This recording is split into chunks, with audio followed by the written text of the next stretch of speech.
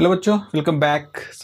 हम लोगों ने पिछले लेक्चर में ये बात कर ली थी कि आखिर चार्जेस की कंसेप्ट कैसे शुरू हुआ। तमाम तरह के प्रयोग हुए और उन प्रयोगों के दौरान उनके इंटरप्रिटेशन के लिए कुछ थ्योरी, कुछ लिक्विड थ्योरी वगैरह डेवलप हुई उस समय की, जो कि आज की डेट में नहीं है। अब वो दूसरी तरह की थ्योरी से रिप्लेस हो चुकी हैं। अच्छा, तो जब चार्जेस की बात आ रही थी तो तमाम तरह के प्रयोग हुए, जैसे गिलबर्ट वगैरह के प्रयोग हुए। और धीरे धीरे न्यूटन एक बहुत बड़ा नाम इसलिए भी है क्योंकि उन्होंने मैथमेटिक्स को एक अलग तरह से प्रस्तुत किया था। फिजिक्स जो हम ब्रांच आज की डेट में पढ़ रहे हैं, इसमें मैथमेटिक्स का इतना ज़्यादा इस्तेमाल करके उसको समझाने की जो रवायत थी, जो परंपरा है, जो प्रथा है, इसका सबसे बड़ा जो नेता था, जो सबसे बड़ा फ्रंटियर थे, वो थे न्यूटन। तो न्यूटन ने बहुत लेवल पर चीज़ों को ड्रास्टिकली चेंज कर दिया फिजिक्स में, बहुत सारे मैथमेटिकल इंसाइट के थ्रू, कैलकुलस वगैरह को बहुत ज़्यादा यूज करके। तो धीरे धीरे जो सोच थी इस वैज्ञानिकों की, वो तमाम तरह के प्रकृति में दिखने वाले जो घटनाएं हैं उनके प्रति बदलनी शुरू हो गई। उनको भी लगा कि इनको हम किसी न किसी लॉ के थ्रू, किसी तरह के रूल के थ्रू समझा सकते हैं।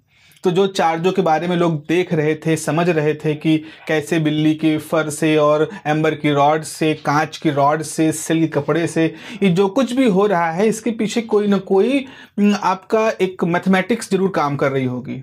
क्योंकि न्यूटन ने बल के बारे में काफ़ी कुछ बताया था, ग्रेविटेशनल फोर्स को बताया, प्लैनेटरी मोशन को बताया, और इन सब में बल के बारे में काफ़ी कुछ कहा गया।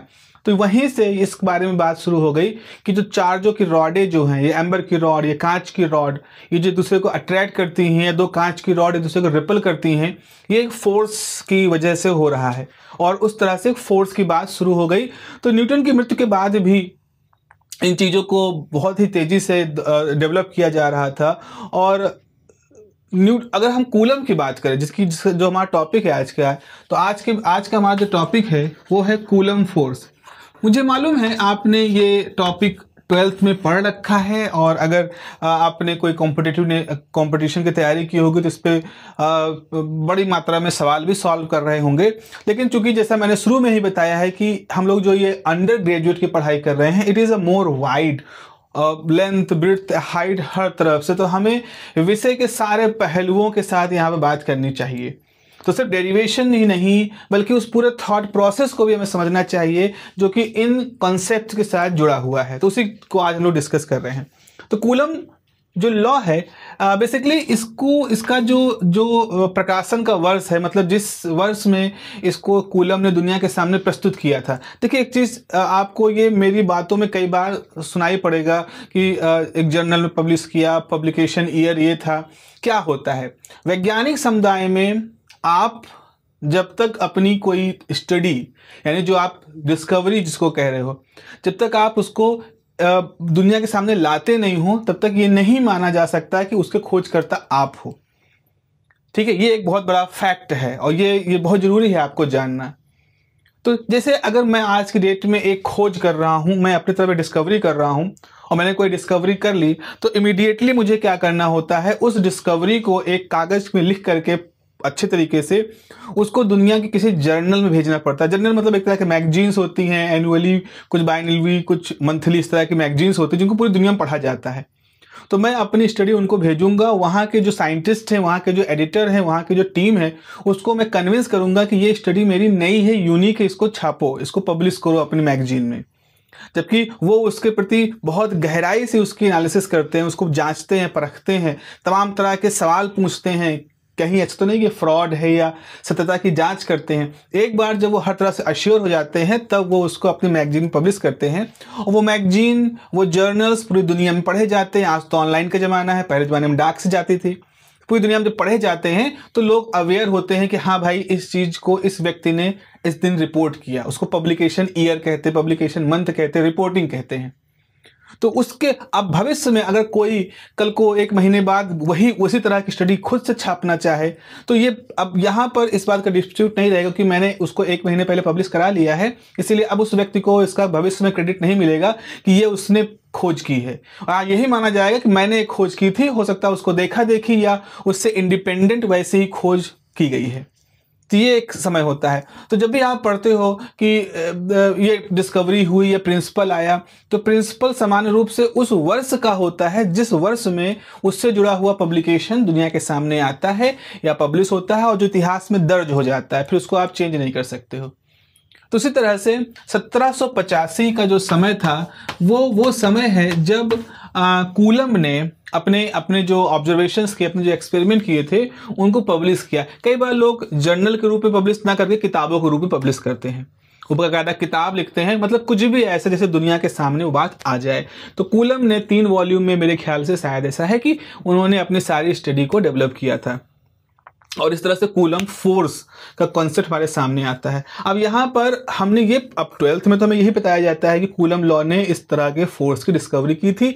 लेकिन अब जरा समझे, यहाँ पर ये जो लॉ था, बेसिकली इस लॉ में क्या होता है, इस लॉ में बताते हैं कूलम कि अगर आपके पास 2 चार्ज हैं, Q1 चार्ज है, Q2 चार्ज, हम पॉजिटिव नेगेटिव बात नहीं कर रहे हैं, तो अगर ये चार्ज हैं तो इन चार्जों के बीच में अगर मान लो दूरी r है तो इनके बीच में एक फोर्स काम करेगा और वो जो फोर्स होगा वो उनके बीच की दूरी के इनवर्स के लॉ के हिसाब से होगा।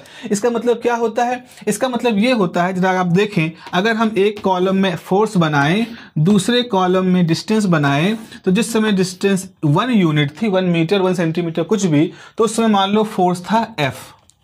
जिस समय r की वैल्यू 2 हो गई, मतलब ये दोनों चार्ज पहले अगर इतनी दूरी से अलग थे, अब इसे दुगनी दूरी पे हो जाएंगे। इस चार्ज को अगर आप खींच के यहाँ ले आओ, तो जब चार्ज को यहाँ ले आओगे तो इनके बीच का जो बल होगा, मान लो F डैश, वो कितना हो जाएगा इस लॉ के हिसाब से। अब r की जगह 2 स्क्वायर रखोगे तो ये 1/4 हो जाएगा। मतलब जितना फोर्स पहले था, पहले कितना फोर्स था, जब आपने r की वैल्यू 1 रखी थी तो F की वैल्यू 1 थी। अब जब r की वैल्यू 2 रखी, मतलब आपने दोनों चार्जों को एक दूसरे से दुगनी दूरी पर कर दिया, तो इनके बीच का जो फोर्स होगा वो 1/4 हो जाएगा। आधा नहीं होगा, ऐसा नहीं कि दूरी को दुगना किया तो फोर्स आधा हो गया, नहीं, फोर्स चौथाई बचेगा। तो जैसे ही आप ऐसा करोगे तो यहाँ पर फोर्स जो है पहले वाले फोर्स का चौथाई हो जाएगा। अगर आप इस चार्ज को और दूर ले जाओ, यहाँ रख दो, यानी कि पहले की तुलना में 3 गुना दूरी हो गई है, तो 1/r² के हिसाब से 3 का स्क्वायर हो जाएगा, यानी 9 हो जाएगा। फोर्स जो होगा, अगर 3 मीटर की दूरी रखोगे तो फोर्स पहले की तुलना में 1/9 हो जाएगा।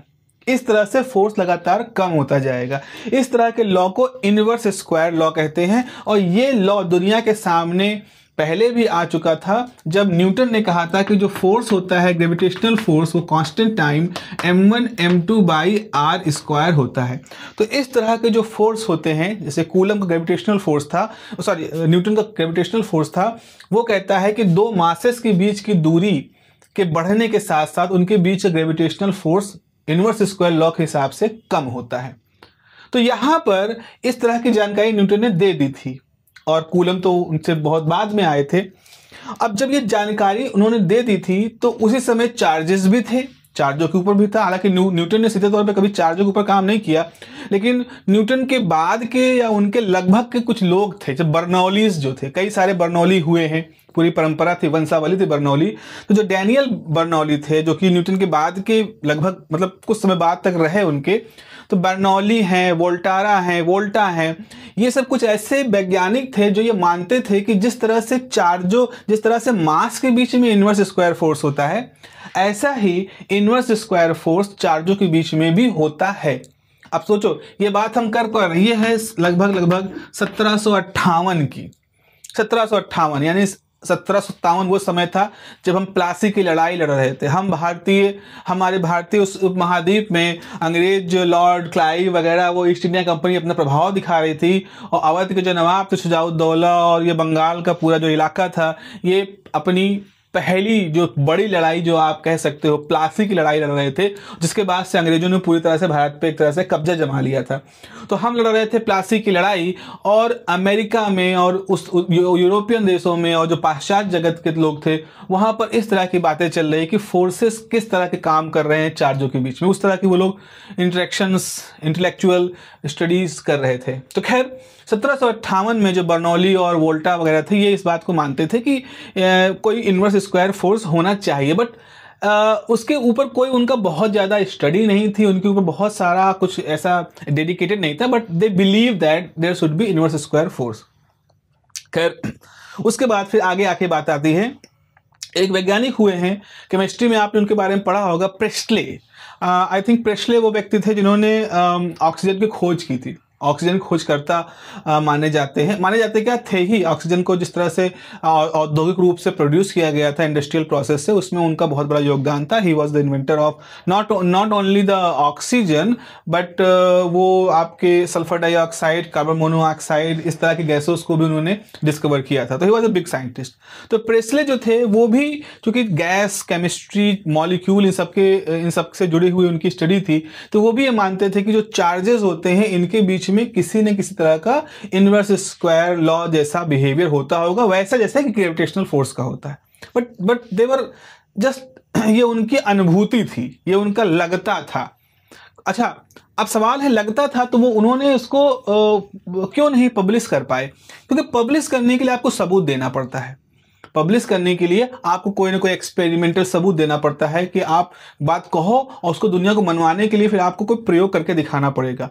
वो ऐसा प्रयोग जो दुनिया में और भी लोग कर सकें, और भी लोग उसको परफॉर्म कर सकें। जैसे मैंने कहा कि मैंने एक्स और वाई को मिलाया, जेड मिला, और जो जेड है इसको अगर आप सुंघा दे किसी व्यक्ति को तो उस व्यक्ति के सभी तरह के दर्द समाप्त हो जाते हैं। मेरा ये क्लेम जो है ये तब तक वेरीफाई नहीं होगा जब तक वैसा ही प्रयोग दुनिया के हर कोने में या जिस भी जगह पे कोई चाहे कर ले। तो अगर मैंने ये कहा कि मेरे पास एक कंपाउंड एक्स है, एक वाई है, उससे जेड मिलता है मिलाने के बाद, और उसको सूंघने से एक पेन किलर बन जाता है, वो सूंघने से ही पेन किल हो जाता है, तो इस बात की वैलिडिटी को अमेरिका में भी जांचा जाएगा, यूरोप में जांचा जाएगा, जापान में जांचा जाएगा, पूरी दुनिया में लोग इस चीज़ को जांचेंगे।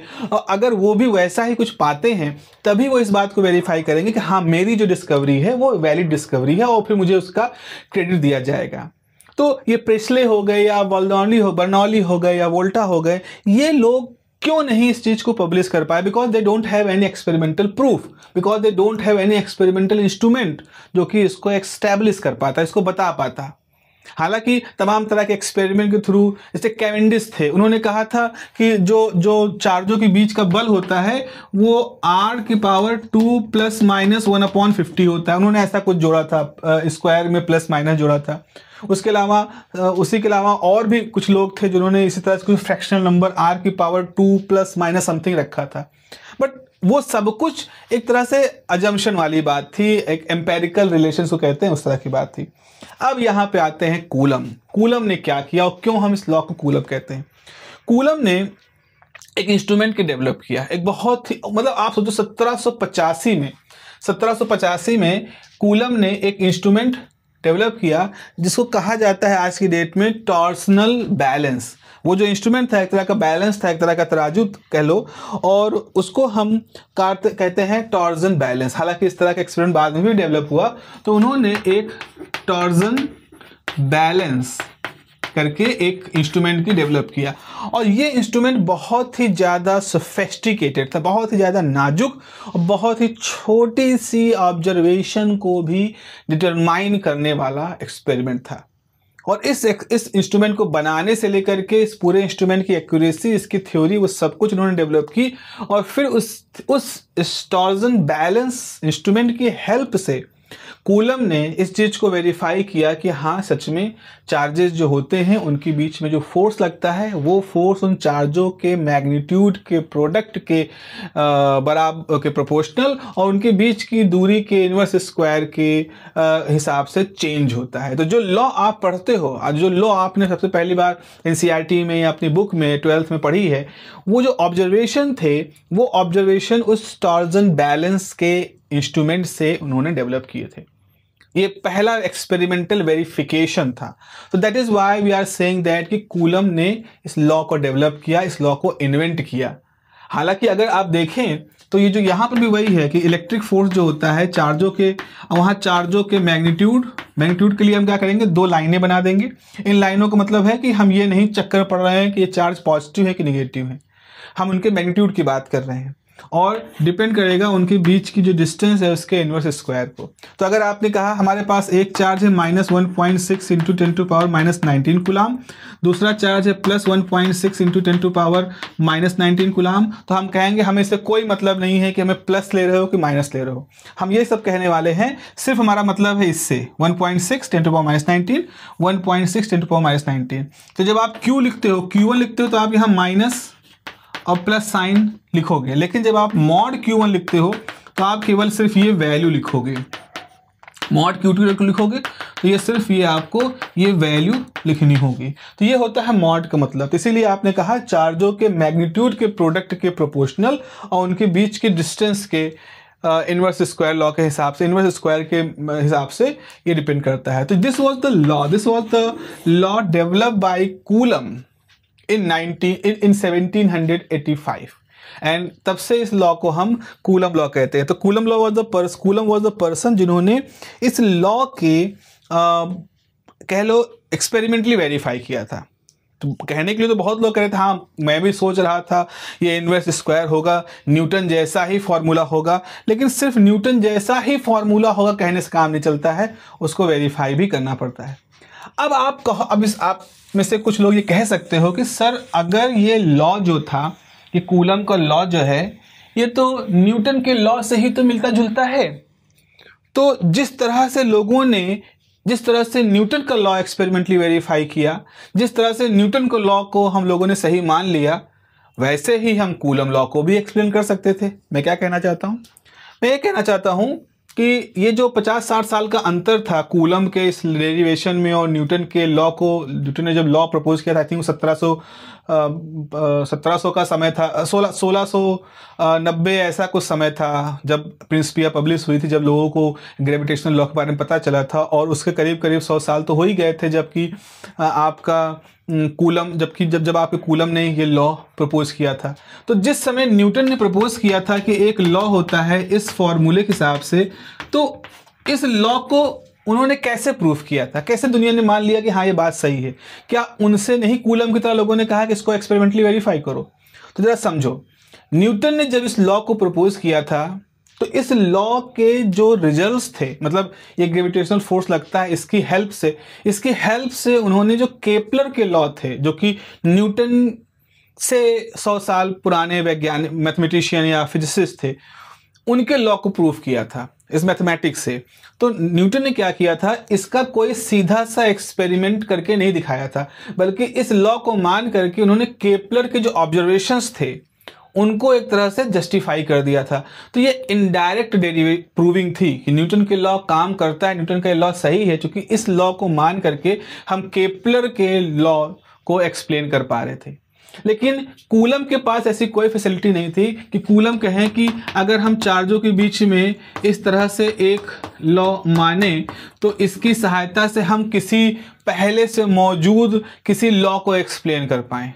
नहीं, हाँ बस ये है अट्रैक्शन रिपल्सन कर सकते थे, लेकिन वो भी तो संयोग हो सकता है, या वो उतना वैलिड नहीं हो पा रहा था। तो इस समय तक न्यूटन की तरह से कूलम के पास फ्रीडम नहीं थी। न्यूटन के पास इस लॉ को प्रूफ करने के और भी तरीके थे, मैकेनिक्स में और भी तरह के एस्केप वेलोसिटी कॉन्सेप्ट दे करके ग्रेविटेशनल वेलोसिटी को ग्रेविटेशनल लॉ को समझाने के लिए, ग्रेविटेशनल कांस्टेंट को समझाने के लिए, फ्री फॉलिंग बॉडी को समझाने के लिए, केपलर लॉ को समझाने के लिए न्यूटन ने इस लॉ को इस्तेमाल किया था। बट इनके पास इतना ज़्यादा फ्रीडम नहीं था कि ये ऐसे इस्टेब्लिश लॉ उनके पास थे और वो उसको एक्सप्लेन करते हैं। इसलिए कूलम के पास डायरेक्ट कोई ना कोई एक्सपेरिमेंट करने का एक और कोई चारा नहीं था। वो उनको एक्सपेरिमेंट के थ्रू ही इस चार्जेस के बिहेवियर को समझा पाने की टेंडेंसी थी।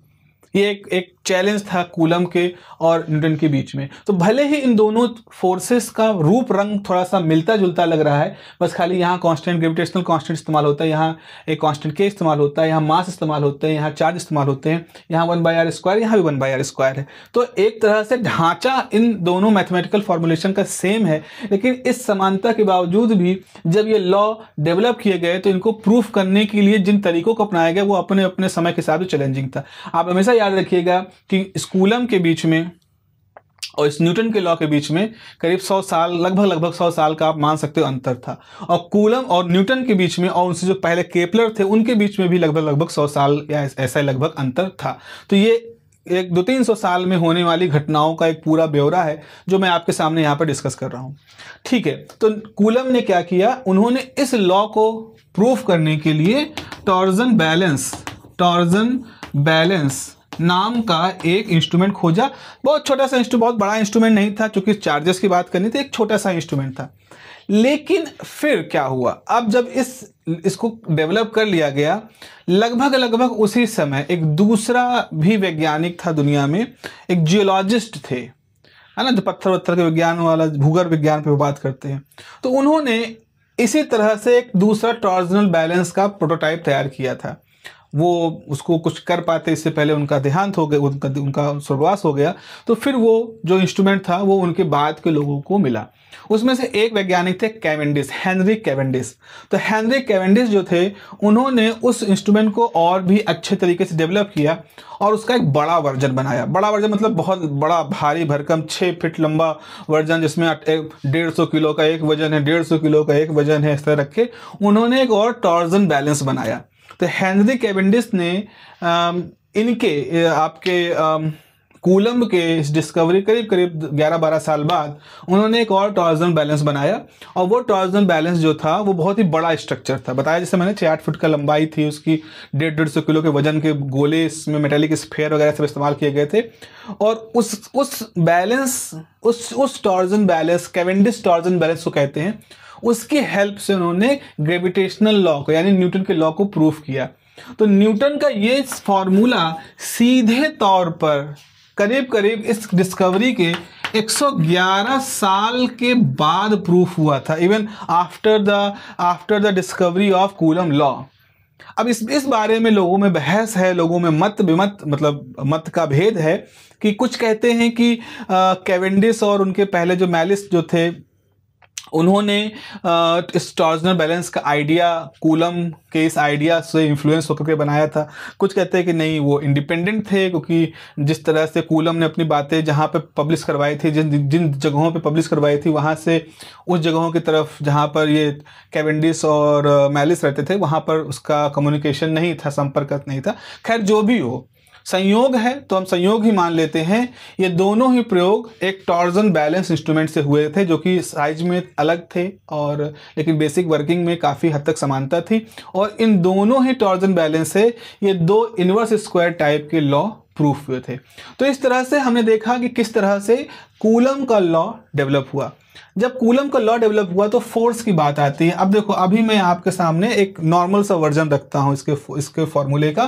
तो जो ग्रेविटेशन, जो इलेक्ट्रिक फोर्स होता है चार्जों के बीच में, वो Q1 और Q2 के मैग्नीट्यूड के प्रोडक्ट के प्रोपोर्शनल होता है। उनके बीच की दूरी के इन्वर्स के स्क्वायर के प्रोपोर्शनल होता है। और एक प्रोपोर्शनलिटी कांस्टेंट हम लगा देते हैं K। ओरिजिनली जो उन्होंने, कूलम ने अपने पेपर में लिखा था, हमने उसी नोटेशन को इस्तेमाल किया, हमने K को यहाँ पर यूज कर लिया है। अब ये जो डिस्टेंस है R, अगर हम कहें कि यहाँ पर हम इसको फोर्स, तो एक वेक्टर क्वांटिटी होती है। तो कोई वेक्टर जो होता है, तो वेक्टर को जब आपको लिखना है तो उसमें आपको क्या क्या चाहिए, आपको एक तो चाहिए मैग्नीट्यूड चाहिए और उसके साथ आपको डायरेक्शन चाहिए।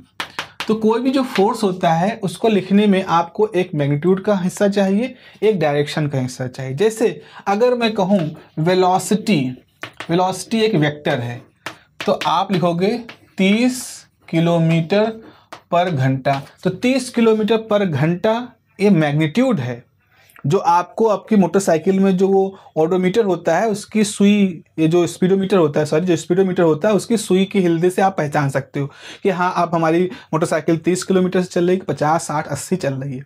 लेकिन साथ ही साथ आपने कहा कि आप नॉर्थ में जा रहे हो, तो वेलोसिटी कब कही जाएगी, जब मैग्नीट्यूड 30 किलोमीटर पर आवर इन नॉर्थ डायरेक्शन आप कहोगे।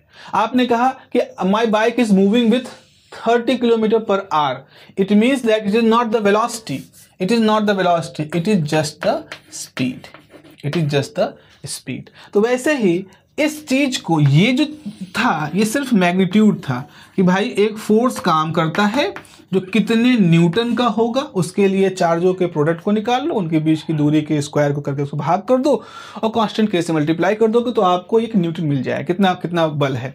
लेकिन अगर आप इसमें एक यूनिट वेक्टर आर कैप से डिवाइड मल्टीप्लाई कर दोगे तो now this is magnitude and this is the direction, this is the direction. तो इस तरह से हमारा जो फोर्स होता है उस फोर्स में हम एक मैग्नीट्यूड का हिस्सा लिखते हैं और एक डायरेक्शन का हिस्सा लिखते हैं, ये है हमारा आर कैप। अब देखो, अब यहाँ पर अब डायरेक्शन निकाली कैसे जाए? डायरेक्शन निकालने के लिए आपको कहाँ खड़े हो, आपका फ्रेम ऑफ रेफरेंस क्या है, इसकी भी एक बहुत बड़ी एक तरह से कह लो कि ज़रूरत महसूस होती है। अब मैं आपको फ्रेम ऑफ रेफरेंस के बारे में बताऊंगा। जैसा कि मैंने बताया है, हम लोग ट्वेल्थ को सीधे नहीं पढ़ रहे हैं, हम बीएससी पढ़ रहे हैं, हम ग्रेजुएशन पढ़ रहे हैं, तो थोड़ा सा डीपेस्ट साइड में हम लोग चलते हैं और मैं आपसे बात करूंगा कि how to study this direction.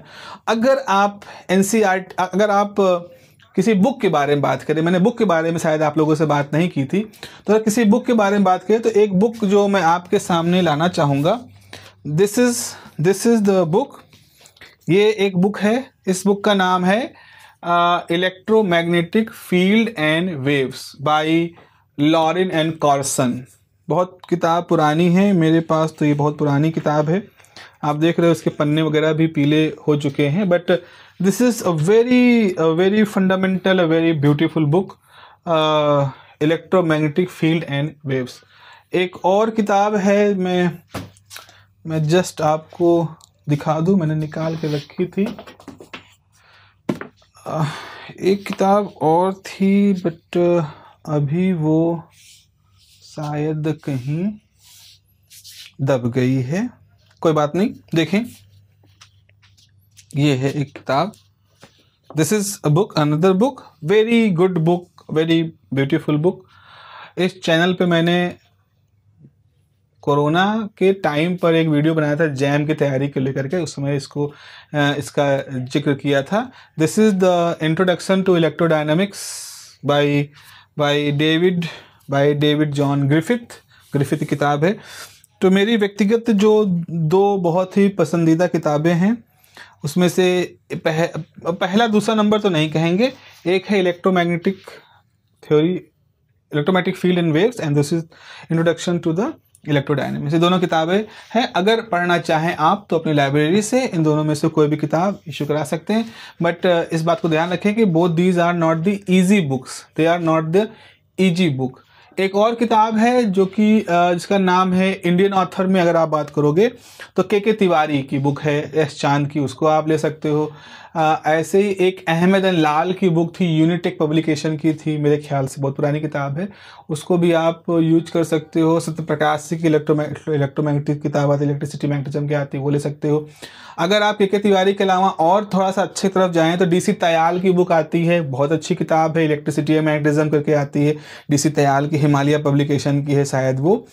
और एक रक्षित एन चट्टोपाध्याय की आती है जो कि अच्छी किताबों में मानी जाती है। तो ये सब 4-5 किताबें हैं जिनको कि आप देख सकते हैं, लाइब्रेरी से इशू करा सकते हैं। अगर आप आने वाले समय में अपनी पढ़ाई को और आगे बढ़ाना चाहेंगे, आप चाहेंगे कि अगर हम बीएससी जो कर रहे हैं उसके बाद एमएससी करें, उसके बाद इस फील्ड में आगे बढ़ें, तो आपको ये किताब खरीद लेनी चाहिए। बहुत महंगी तो नहीं है लेकिन ये बहुत अच्छी किताब है। ये एक ग्रंथ है, ऐसे ग्रंथ जो जैसे होता क्या ना, जैसे अगर हम लोग हिंदू धर्म में पुजारी होते हैं, तो अगर वो पुजारी होते हैं, देवी जी की पूजा कर रहे हैं, तो उनके पास में दुर्गा सप्तशती भी होता है, दुर्गा कवच भी होता है, देवी के तमाम तरह के जो ग्रंथ हैं वो होते हैं। वैसे ही अगर आप फिजिक्स की तैयारी कर रहे हैं, फिजिक्स पढ़ रहे हैं या फिजिक्स को पढ़ा रहे हैं या किसी भी लेवल फिजिक्स में जुड़े हुए हैं, हायर फिजिक्स के साथ जुड़े हुए हैं, तो ये किताब वैसे ही मानी जाती है। मैं यहाँ पर किसी तरह का राष्ट्रवाद नहीं लाना चाहूँगा कि अब विदेशी ऑथर है और हम भारतीय हैं, इससे कोई मतलब नहीं है। विज्ञान विज्ञान होता है, विज्ञान का ना कोई धर्म होता है, ज्ञान का ना कोई जाति होती है, ना कोई इसके पीछे किसी तरह की कोई ज्ञान होता है। आप अगर इतने राष्ट्रवादी हैं तो मैं कहूँगा कि आप उस ज्ञान को अर्जित करें और विदेशों से वो ज्ञान सीखें, विदेशियों से वो ज्ञान सीखें और सीख करके फिर अपने भारत देश के अंदर उसको उपयोग में लाएं ताकि भारत देश और अच्छे से तरक्की कर पाए। ठीक है, अब हम बात करते हैं कि कैसे हम इस डिस्टेंस वाली बात को कैलकुलेट कर पाते हैं। तो नॉर्मली इस तरह की जब किताबें आप पढ़ते हो तो इन किताबों में जो नोटेशन इस्तेमाल होता है डिस्टेंस का, मैं आपको उस नोटेशन को बताना चाह रहा हूँ और उस नोटेशन के आइडिया के बारे में बताना चाह रहा हूँ। 12th में आपने क्या पढ़ा? 12th में क्या होता है, हम कहते हैं हमारे पास एक चार्ज मान लो Q1, एक चार्ज है Q2, ये डिस्टेंस है और इनके बीच की दूरी r है। तो हम लिखते हैं फोर्स बराबर k time Q1 Q2, magnitude की बात हो रही है, अपॉन मैग्नीट्यूड लिख देते हैं, मैग्नीट्यूड की बात हो रही है, upon r square r cap. ये वो स्थिति है जब हम एज अ ऑब्जर्वर ये सोचते हैं कि हम यहाँ कहीं बैठे हैं, हम किसी चार्ज के ऊपर है, मान लो ये सपोज मान लो ये x एक्सिस है, ये y एक्सिस है, z एक्सिस है, तो हम खुद इस जगह पर, तो हमारा एक चार्ज जो है वहीं पर है जहां हम अपने आप को मान रहे हैं, तो ये हमारा जगह है। हम चार्ज के ऊपर खड़े हैं, हम Q1 के ऊपर खड़े हैं। ये जो 3 एक्सिस बनाई समझ लो ये आप हो, तो आप किसी चार्ज के ऊपर खड़े हो। तो जब आप खुद किसी चार्ज के ऊपर खड़े हो तो आपने उस चार्ज से अगले चार्ज की दूरी, मतलब खुद से उस चार्ज की दूरी नाप ली। जैसे अगर मैं यहाँ पे चार्ज Q1 है, मैं उसी चार्ज के ऊपर खड़ा हूँ और कोई मुझसे पूछे कि Q1 Q2 के बीच की दूरी निकालो, इसका दूसरा मतलब ये हो सकता है कि मुझे अपने से, चूंकि मैं Q1 पे खड़ा हूँ, मुझे अपने से Q2 की दूरी निकालनी है, तो हम अपने से दूरी निकाल लेंगे। ऐसी स्थिति में हम सिर्फ डिस्टेंस का इस्तेमाल करेंगे r, चूंकि हम ही तो वहीं पे खड़े हैं ओरिजिन से, तो जहाँ से खड़े हैं वहाँ 0 मानेंगे। अगर ये चार्ज जो है 3 सेंटीमीटर की दूरी पर है तो हम 3 सेंटीमीटर लिख देंगे। तो यानी कि ये वो स्थिति है जब आप एज एन ऑब्जर्वर आप खुद भी उन 2 चार्जों में से किसी एक चार्ज पर मौजूद हो। ठीक है, ये एक केस हो गया। एक दूसरा केस पढ़ते हैं। दूसरा केस ये है कि आप कहीं यहाँ खड़े हो, जैसे मैं यहाँ कहीं खड़ा हूँ और मैंने देखा एक चार्ज यहाँ Q1 है, एक चार्ज यहाँ Q2 है। तो ये आपका ओरिजिन है, आपने यहाँ पर एक चार्ज देखा Q1, आपने यहाँ पर एक चार्ज देखा Q2, यहाँ से दूरी ले ली आपने R1 वेक्टर ले लिया, यहाँ से दूरी ले ली वेक्टर R2। अब सवाल आया कि इन दोनों के बीच की दूरी क्या है, तो आपने कहा R2। अब अगर आप ऐसे लो R1 माइनस R2 का मॉड ले लो, या R2 माइनस R1 ले लो, उसका मॉड ले लो, मतलब जस्ट वैल्यू लो, डिस्टेंस लेना है आपको। तो अब क्या हो रहा है कि जब आप इस जगह पे खड़े हो इस फ्रेम में और आपने कोई 2 चार्ज देखे, तो अब आपके जो फॉर्मूला होगा, अब आपका फॉर्मूला ऐसे लिखा जाएगा, force is equal to K time Q1 Q2 divide by, now distance is this is R1 minus R2 का होल स्क्वायर, और फिर आपको यहाँ पर एक यूनिट वेक्टर लिखना पड़ेगा जो कि R1 माइनस R2 के साथ जुड़ा हुआ होगा यूनिट वेक्टर। तो इसका हम कहेंगे कि इस ऐसे लिखेंगे, इसको हम लिख सकते हैं कि unit vector of R1 minus R2, ऐसे यूनिट वेक्टर मतलब जब हम डिस्टेंस बताएंगे इसकी डिस्टेंस क्या है, या सिंपली इसको ऐसे लिखते हैं, शॉर्ट हैंड नोटेशन में इसको ऐसे लिख सकते हैं R12, ऐसे हमने कैप लगा दिया, या R12 is the R1 minus R2 की डिस्टेंस जो डायरेक्शन हो जाएगी। तो इस तरह से आपके पास ये वैल्यू आ जाएगी। इस तरह के नोटेशन, तो अगर हम यहाँ लिखना चाहें तो यहाँ भी लिख सकते हैं। अगर हमने कहा R1 माइनस R2 को हम R12 कह रहे हैं, तो आप यहाँ पर R12 का स्क्वायर लिख सकते हो, तो फोर्स भी आप F12 लिख दोगे। तो ये इस तरह का नोटेशन अब आप यूज करना शुरू कर देते हो। अगेन ये नोटेशन आपको 12th मिलेगा, लेकिन इस नोटेशन का जो ओरिजिनल वर्जन है वो मैंने अभी इससे पहले लिखा था कि R1 माइनस R2 लिख करके फिर यहाँ R1 माइनस R2 का डायरेक्शन लिखना पड़ता है। अब इसको लिखने का एक बहुत अच्छा तरीका और खोजा गया है। एक तरीका क्या है, या देखें, जैसे हमें लिखना है कि F is equal to K time Q1 Q2 upon R1 minus R2 का whole square. R1 minus R2 जो है इनके मैग्नीट्यूड का होल स्क्वायर, और फिर हम लिख रहे हैं unit vector of r1 minus r2। तो बड़ा अनकन्वीनियंट लग रहा है इस तरह से लिखने का। तो देखो एक तरीका क्या होता है, अगर हम इस फॉर्मूले को देखें जो हमारा ओरिजिनल बेसिक फॉर्मूला है, तो आपके पास फॉर्मूला क्या है, r बराबर होता है r इंटू आर कैप, यहाँ स्मॉल r मैग्नीट्यूड है, r कैप उसका यूनिट वेक्टर है। तो अगर कहीं यूनिट वेक्टर है इसको लिख सकते हैं वेक्टर r अपॉन r, यानी आप यहाँ लिख सकते हो वेक्टर r अपॉन r, यानी ये लिखा जा सकता है k time magnitude of q1 q2, इसको मल्टीप्लाई कर दोगे r cube into vector r। अब आप कहोगे सर यहाँ तो इनवर्स स्क्वायर होता है, अभी भी इनवर्स स्क्वायर ही है, बस खास बात देखो अब की बार आपने यहाँ वेक्टर r लिख रखा है, यूनिट वेक्टर नहीं लिख रखा है। तो इसका मतलब है अगर आप यूनिट वेक्टर को किसी वेक्टर से रिप्लेस कर दोगे तो आपका यहाँ पे डिनोमिनेटर में r क्यूब हो जाएगा। तो इसका मतलब है कि अगर हम यूनिट वेक्टर इसको हटा दें, इसको हम सीधे लिखें vector r1 minus vector r2, तो आप यहाँ पे क्या लिखोगे, mod of r1 minus r2 का क्यूब। तो आपका कूलम का फॉर्मूला इस तरह से लिखा जाता है। समान रूप से जो किताबें हैं इसको वेक्टर, अभी इसको वेक्टर लिख देंगे, वेक्टर हो गया। तो ये चूंकि इसमें मॉड नहीं लगाया जाएगा, तो यहाँ पे मॉड लगाया जाएगा नहीं, मैग्नीट्यूड है, यहाँ पर वेक्टर लिख दिया गया है।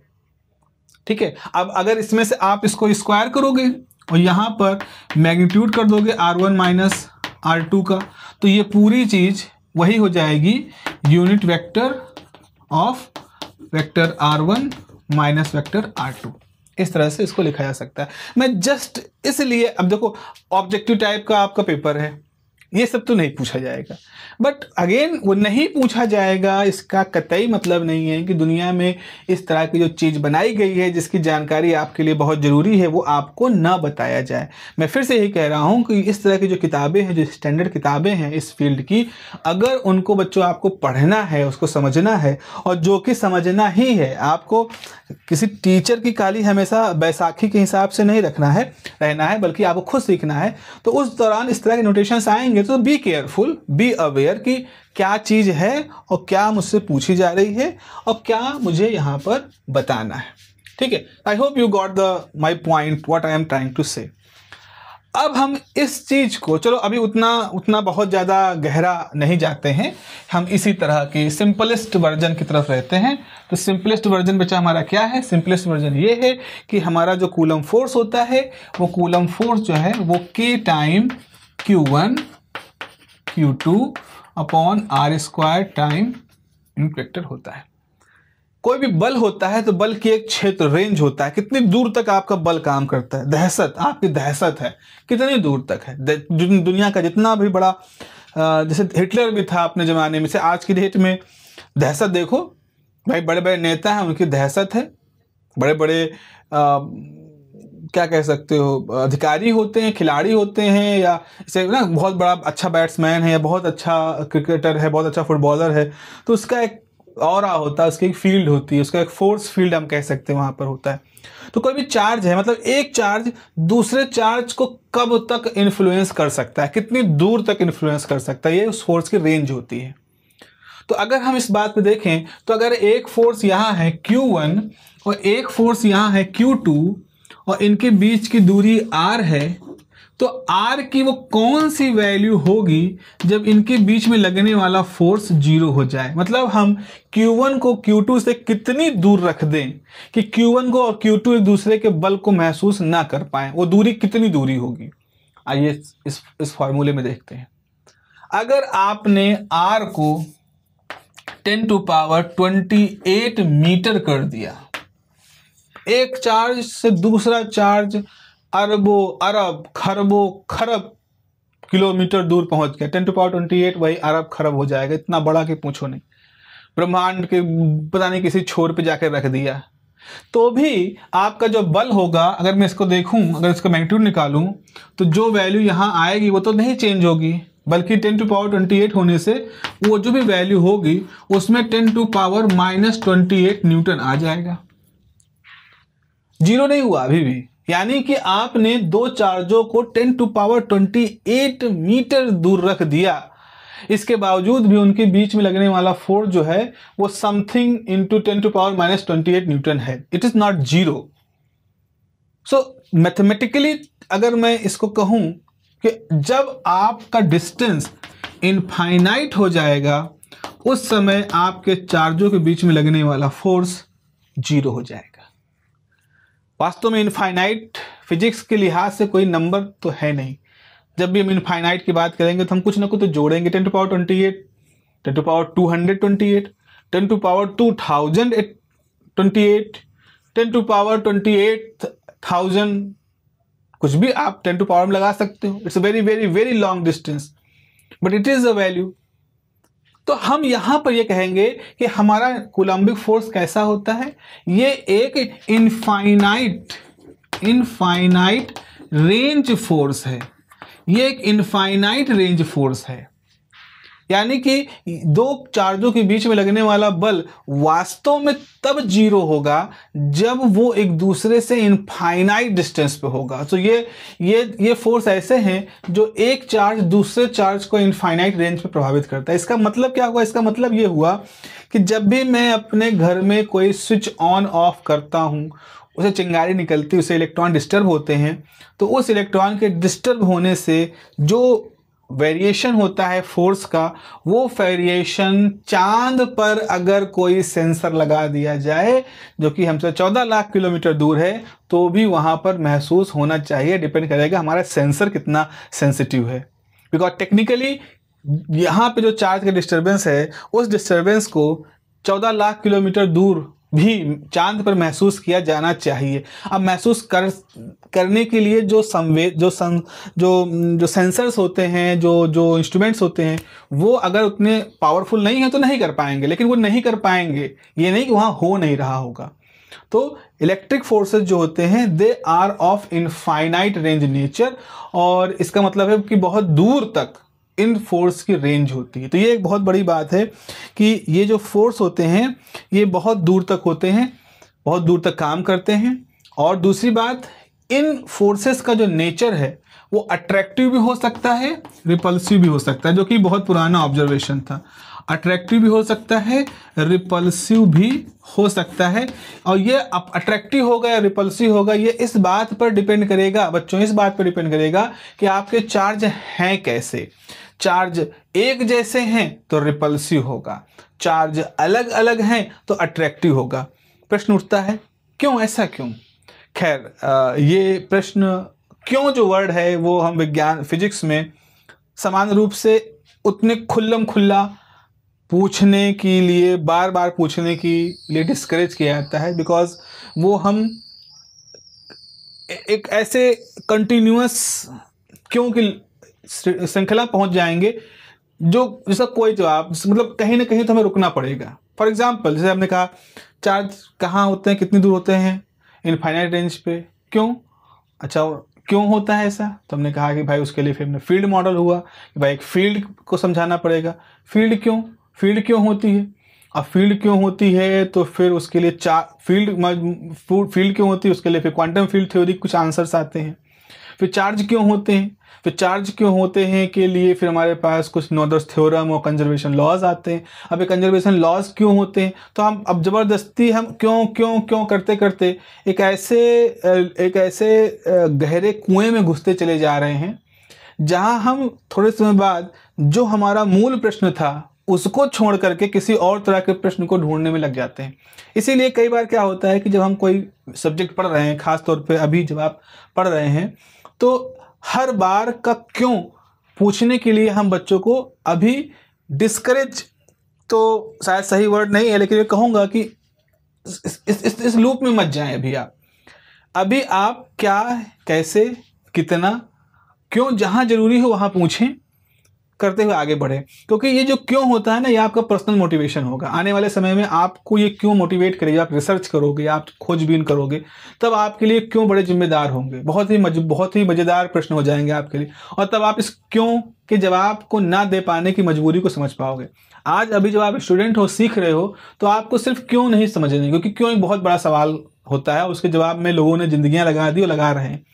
अभी आपके लिए कैसे, कितना, कब, कहाँ, किन किन कंडीशंस में, वैलिडिटी क्या है, इनवैलिडिटी क्या है, ऐसे बहुत सारे प्रश्नों के साथ आपको पढ़ना होता है। तो अब ये अट्रैक्टिव होते हैं, रिपल्सिव होते हैं फोर्सेस, ये इस बात पर डिपेंड करेगा कि जो चार्ज हैं वो किस तरह के हैं। अगर सिमिलर चार्जेस हैं तो रिपल्सिव होता है, अगर अलग अलग तरह के चार्जेस हैं तो ये जो फोर्स होता है ये रिपल्सिव, सिमिलर चार्ज हो तो रिपल्सिव होता है, और अगर अपोजिट चार्ज होते हैं तो ये अट्रैक्टिव होता है। और इसी सारी कहानी के आधार पर ही जो रॉड थी, जो मैंने शुरू में बताया था, कांच की रॉड और एम्बर की रॉड, उनके बीच में लगने वाले अट्रैक्टिव फोर्स और रिपल्सिव फोर्सेस की जो बात थी वो आगे एक्सप्लेन की गई थी। ठीक है, अब यहाँ पर एक और चीज़ है, ये जो K है, जब हम फोर्स लिखते हैं इक्वेशन, तो इस K की जगह पर आपने अपने 12th की बुक में 1/4 पाई एप्सिलॉन ये टर्म लिखा हुआ पाया होगा। ये क्यों लिखा जाता है? 1/4 पाई एप्सिलॉन क्यों लिखा जाता है? क्या इसका कारण है? तो बेसिकली अब हम इसमें जाकर के पढ़ेंगे कि जिस समय में न्यूटन थे, कूलम थे, उस समय एक दूसरे तरह के यूनिट सिस्टम काम करता था। जैसे हम कहते हैं सेंटीमीटर, ग्राम, सेकंड, ये यूनिट सिस्टम काम करता था। इस यूनिट सिस्टम का एक हिस्सा था ESU, इलेक्ट्रोस्टैटिक यूनिट। तो CGS सिस्टम में जो चार्जों के बारे में बात करने वाले यूनिट थी उसको ESU कहा जाता था। उस यूनिट के हिसाब से जो K की वैल्यू थी वो निकाली गई थी 1। लेकिन आने वाले समय में जब CGS सिस्टम से हम आगे बढ़े, MKS सिस्टम में आए, तो जब हम MKS सिस्टम में आए तो फिर से इन सारी यूनिट्स को रेशनलाइज किया गया, इनकी सत्यता के बारे में बात की गई। इनकी उस समय जब ये MKS सिस्टम आया उस समय जो थ्योरीज थी, काफ़ी हद तक थ्योरी बदल चुकी थी। क्यों? जो पहले कैलोरिक थ्योरी थी हीट की वो ख़त्म हो चुकी थी, एटॉमिक थ्योरी आ चुकी थी, जो फ्लूइड की, जो इलेक्ट्रिक फ्लूइड के फ्लो की थ्योरी थी ये ख़त्म हो चुकी थी, चार्जों की थ्योरी आ चुकी थी, इलेक्ट्रोमैग्नेटिक नेचर समझ में आ चुका था, इलेक्ट्रिकोमैग्नेटिक फोर्स को इलेक्ट्रोमैग्नेटिक थ्योरी से एक्सप्लेन किया जा चुका था। तो जब ये सारी चीज़ें हो चुकी थी तो अब जो नए परिवेश थे, जो नए प्रिंसिपल थे, नए रूल्स थे, उन रूल के तहत और MKS सिस्टम के तहत फिर से सारा कुछ रिवाइव किया गया, रिस्ट्रक्चर किया गया। और उस रिस्ट्रक्चरिंग में ही हमने देखा कि अब हमें अपने फॉर्मूलों में कुछ कांस्टेंट्स को उस नए विचारधारा के हिसाब से लाने पड़ेंगे, और उसी के तहत हमारे पास 1/4 पाई एप्सिलॉन टर्म आता है, और उसी के तहत बायो-सावर्ट लॉ में μ/4 पाई अपॉन जो म्यू वाला जो टर्म होता है μ/4 पाई, उस तरह के टर्म वहाँ पर आते हैं। तो जब हम मैग्नेटोस्टैटिक पहुँचेंगे तब वहाँ की बात करेंगे। तो अब हमें ये समझना होगा कि MKS सिस्टम में हमारा जो K है उसमें जो 1/4 पाई एप्सिलॉन आता है, इसकी कैसे वैल्यू आती है, इसकी क्या मैग्नीट्यूड होता है और इसका क्या सिग्निफिकेंस है, ये हमारा अगला टॉपिक है। चलिए देखते हैं कि क्या है वो सिस्टम।